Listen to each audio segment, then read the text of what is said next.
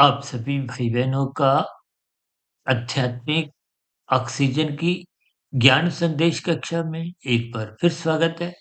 आज की चर्चा में हम 2 शब्द जड़ और चेतन लेकर चलने जा रहे हैं।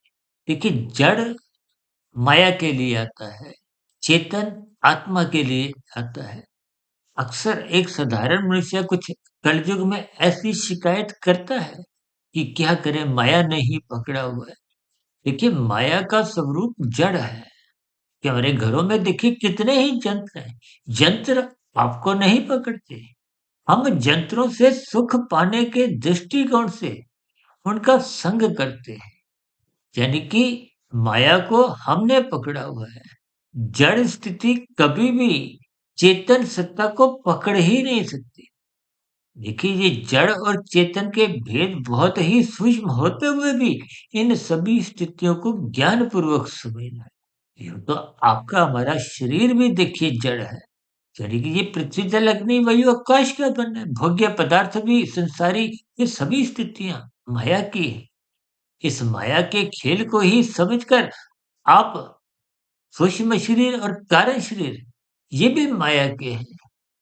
आत्मा और परमात्मा इनका सजातीय संबंध है। आत्मा ज्ञान स्वरूप है, परमात्मा आनंद स्वरूप है।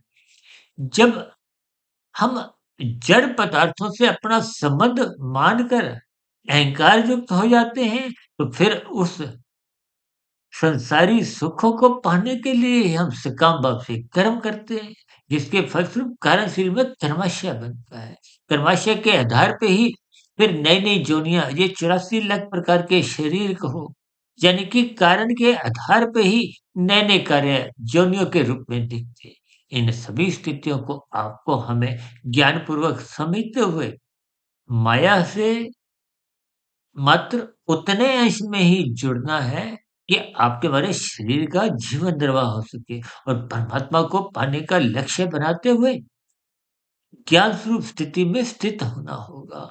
आत्मा की जो एक ज्ञान स्वरूप स्थिति है उसमें लौटना होगा और ये तभी संभव है जब आप कारण शरीर स्थूल शरीर के रहते-रहते शुद्ध कर लेते हैं, समाप्त कर लेते हैं। इन सभी स्थितियों को ज्ञानपूर्वक समझते रहिए। कल फिर मिलते हैं एक नई चर्चा के साथ।